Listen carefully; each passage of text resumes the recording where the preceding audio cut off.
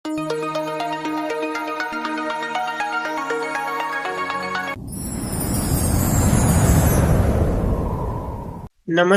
ગુજરાતના અધિકારી મિત્રો, આજે આપણે 8 ડિસેમ્બર 2025 નું મોસ્ટ ઇમ્પોર્ટન્ટ કરંટ અફેર સાથે સાથે જીકે અને જીએસ ની ચર્ચા કરવાના છે. તો ખાસ કરીને ચેનલ ઉપર નવા હોય તો ચેનલને સબસ્ક્રાઇબ કરી લેવી, વિડીયો પસંદ આવે લાઈક કરવો અને તમારા મિત્રો સુધી અવશ્યથી શેર કરી દેવો. તો ચાલીએ આજના ઇમ્પોર્ટન્ટ ક્લાસની આપણે શરૂઆત કરી દઈએ. તો આંતરરાષ્ટ્રીય નાગરિક ઉડ્ડયન દિવસ 2025 ક્યારે મનાવવામાં આવ્યો? તો 7 ડિસેમ્બરના રોજ આ દિવસ દર વર્ષે મનાવવામાં આવે છે. કામ માટે કે આ બોડીની સ્થાપના થઈ હતી.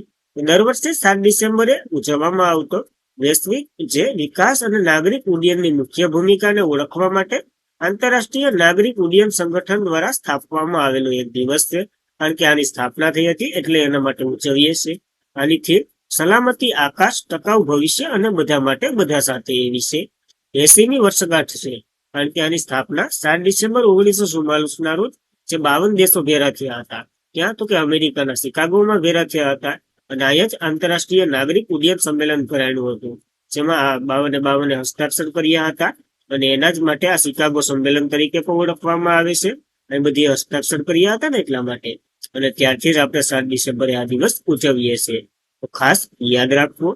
મુખ્ય મથકની વાત કરીએ તો મોન્ટ્રીયલ કેનેડામાં છે અને આના હેડ જીવાનું કાર્લોસ છે. જ્યારે શસ્ત્ર સેવા ધ્વજનો દિવસ હોય છે 7 ડિસેમ્બરે. આ બે મહત્વના દિવસો યાદ રાખવા. 7 ડિસેમ્બર આજે આપણે દિવસોની ચર્ચા નથી કરતા, કારણ કે ડિસેમ્બર આવ્યો ત્યારથી દર વર્ષે કરીએ, એટલે કે દરરોજ કરીએ. તો આજ તમારે કોમેન્ટ કરવાના છે. ખેલો ઇન્ડિયા યુનિવર્સિટી ગેમ્સ 2025 મેડલ ટેલીમાં કઈ યુનિવર્સિટી ટોચ ઉપર રહી છે? ચંદીગઢ યુનિવર્સિટી ટોચ ઉપર રહી છે. ખાસ મહત્વની છે આ event. Chandigarh university 42 gold, 14 silver અને 11 બ્રોન્ઝ સહિત 67 મેડલ સાથે સફળતાપૂર્વક પોતાનું ટાઇટલ બચાવી ખેલો ઇન્ડિયા યુનિવર્સિટી ગેમ્સ 2025 ના ચેમ્પિયનશિપ તરીકે ઓળખવામાં આવ્યું. લવરી પ્રોફેશનલ યુનિવર્સિટી છે એ બીજા નંબરે રહ્યું છે. કેટલા મેડલ સાથે? તો એ હિસાબ કરી લેજો. 32 ગોલ્ડ છે, 25 સિલ્વર છે અને 22 બ્રોન્ઝ છે. આના મેડલ સહિત નામ યાદ રાખવાનું ચંદીગઢ યુનિવર્સિટીનું. આ રમતનો કાર્યક્રમ 24 નવેમ્બર થી શરૂ થયો હતો, 5 ડિસેમ્બર સુધી યોજાયો હતો. ખેલો ઇન્ડિયા યુનિવર્સિટી ગેમ્સ રાજસ્થાનમાં યોજાયો હતો. મહત્વનું રાજ્ય કે અને એના જયપુર, અજમેર, ઉદયપુર, જોધપુર, બીકાનેર, કોટા અને ભરતપુર વગેરે સ્થળોએ યોજાયો હતો. તો કેટલા થયા? ટોટલ 7 સ્થળો થયા. તો 7 સ્થળોએ યોજાયો હતો. એ ફેક્ટ પણ યાદ રાખવો.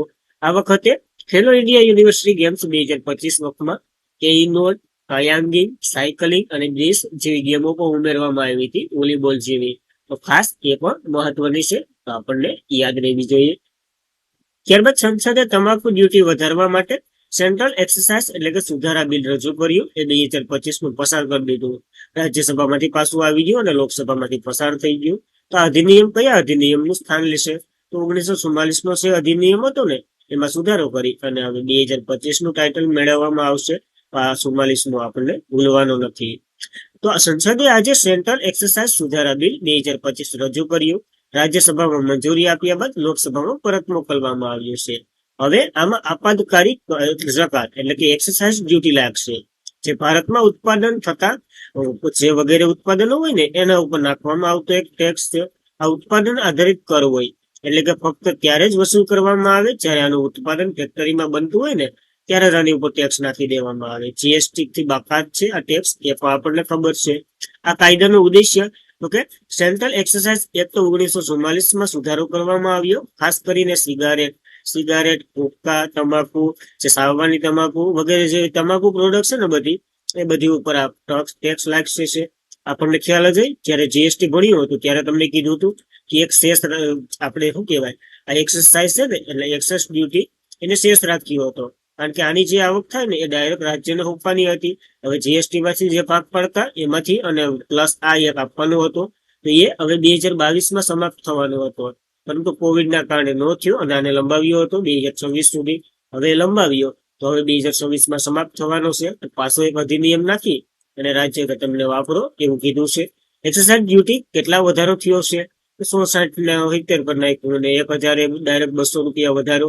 એટલે 750 ની વસ્તુ હોય ને એ 27 એવી રીતના વસૂલ કરવામાં આવશે. આંકડા ક્યારેય નું યાદ રાખતા, સરનેમ ભૂલાઈ જાય. તો ખાસ ખાલી એટલું યાદ રાખજો, 2022 સુધારો કર્યો અને 2024 હવે 2024 થી પાછું 2000 ક્યાં સુધી નાખે એ ખબર જ નથી.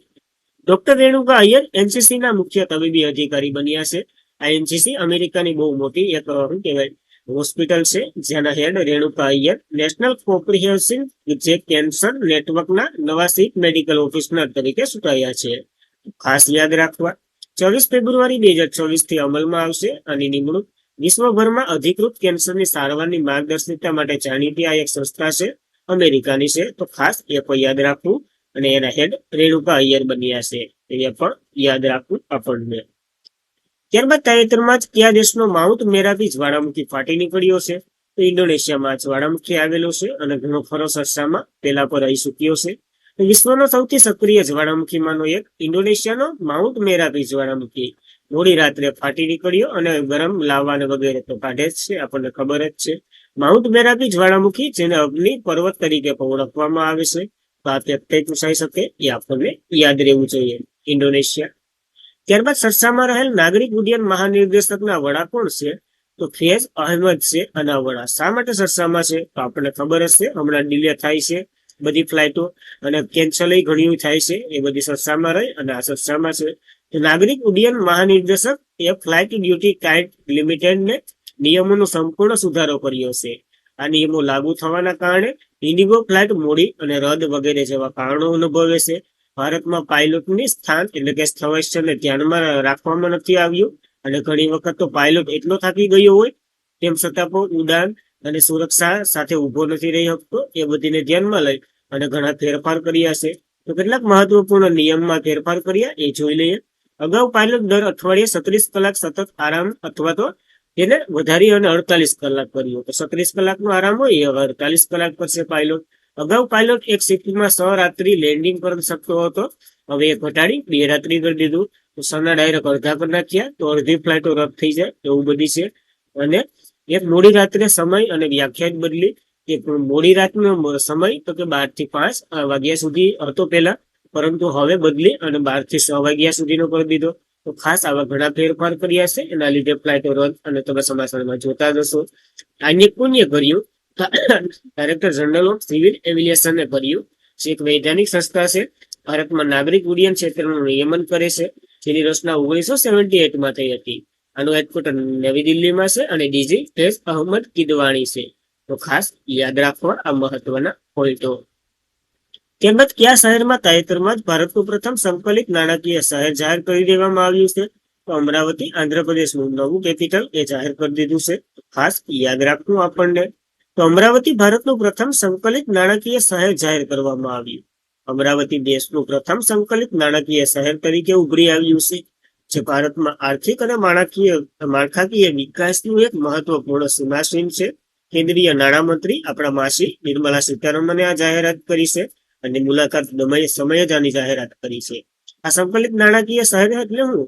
તો આ એક એવું શહેર જ્યાં બધી જ નાણાકીય સંસ્થાઓ એક જ જગ્યાએ આવેલી હોય, આ એક જ જગ્યાએ કાર્ય કરે, સમગ્ર નાણાકીય વ્યવસ્થાને એક સાથે જોડે, આનાથી કાર્ય સરળ બને વગેરે વગેરે. કોઈને ફોન કરી નંબર અથવા નહીં, બધી એકને ક્રિયા થઈ જાય તો કેવું ઈઝી હોય એ આપણને ખબર છે.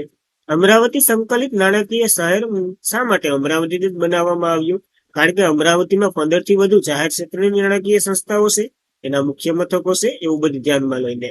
નકર તો ઇન્દોર ને મુંબઈ ને દિલ્હી ઘણા ચર્ચામાં છે, અમરાવતીની જ પસંદગી કરી છે, તો યાદ રાખવું. ત્યારબાદ અમદાવાદમાં સાયબર સુરક્ષા અને સંચાર સાથે એકનો સેમિનાર યોજાયો છે.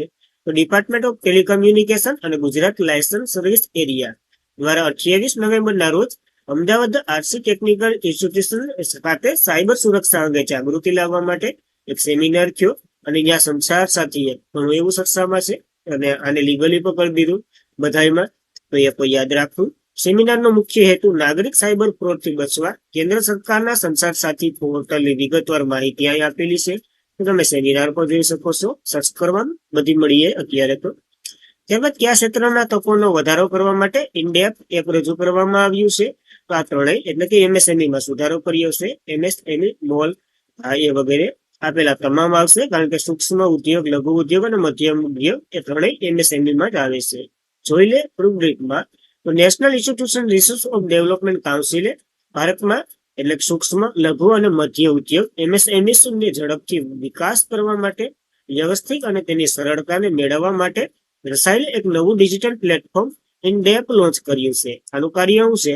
આ એકીકૃત સિંગલ વિન્ડો ડિજિટલ પ્લેટફોર્મ હશે, જ્યાં ભારતમાં MSME ની એટલે કે વ્યવસાયનું સરળ કારણ બનાવવા માટે થશે. સરકારની મંજૂરી, રિયલ ટાઈમ માર્કેટ ડેટા, દેશવ્યાપી વ્યવસાયની તકો વગેરે અહીંયા મળી જાય. આ એપ્લિકેશન ઉદ્યોગ સાહસિકની જાણકારી, નિયમો અને વ્યવસાયિક માટે ઝડપી બનાવશે. તમારે બીજા કોઈ વેબસાઇટ નહીં ખોલવી પડે, બીજા કોઈ એપમાં નહીં જવું પડે, અહીંથી જ બધી થઈ જાય MSME ની આખું કાર્ય. તો ખાસ એપો યાદ રાખો. ઇનડેપ એપ આનું નામ છે, પૂછાઈ શકે. ત્યારબાદ ભારતની ત્રીજી સ્વદેશી રીતે નિર્મિત પરમાણુ સંચાલિત બેલેસ્ટિક મિસાઇલ સબમરીનનું નામ શું છે? INS અરિહંત છે. એ લોન્ચ થયું. પેલું અરિહંત હતું, બીજું અરિઘાત છે અને ત્રીજું આ લોન્ચ થઈ ગયું. તો 3 કમ્પ્લીટ થઈ ગઈ. જોઈ લઈએ. ભારતીય નૌકાદળે જાહેરાત કરી ભારતની ત્રીજી પરમાણુ સંચાલિત બેલેસ્ટિક મિસાઇલ, જેનું નામ INS અરિહંત છે, એ ટૂંક સમયમાં સામેલ થવાનું છે નૌકાદળમાં. અરિહંત વર્ગની બીજી આ સબમરીન છે, જે વિશાખાપટ્ટનમ શિપ બિલ્ડિંગ સેન્ટર ખાતે એડવાન્સ ટેકનોલોજી વેસલથી બનાવી છે. તો ખાસ ઇમ્પોર્ટન્ટ ધરાવે. તે સપાટીમાં 6,000 ટન પાણી અને 7,000 નું ડિપ્રેશન તે ઓલું કરી શકે. અને ભાભા એટોમિક રિસર્ચ 83 મેગાવોટનું પ્રેશર વોટર રિસર્ચ આમાં સંકલિત છે. અને આ INS અરિહંત જે પેલું બીજું હતું, અને INS અરિઘાત બીજું હતું, INS અરિહંત પેલું હતું, તો આ ત્રીજું થયું. કયું? INS અરિહંત. તો ખાસ આની જાહેરાત થઈ હતી ત્યારે આપણે ચર્ચા કરી હતી, અને હવે લોન્ચ થવાનું છે અનાવરણ. તો આ ત્યારે કરી લીધી, તો યાદ રાખવું. ત્યારબાદ મિઝોરમના ભૂતપૂર્વ રાજ્યપાલ સ્વરાજ કૌશલનું 73 વર્ષની વયે અવસાન થયું છે. તો નામ તો સુનાઈ હોગા. મિઝોરમના ભૂતપૂર્વ રાજ્યપાલ, વરિષ્ઠ વકીલ સૌરાજ કૌશલ. તમે વળતો આપણા કેન્દ્રીય મંત્રી હતા સુષ્મા સ્વરાજ, એમના હસબેન્ડ. 73 વર્ષની વયે અવસાન થયું.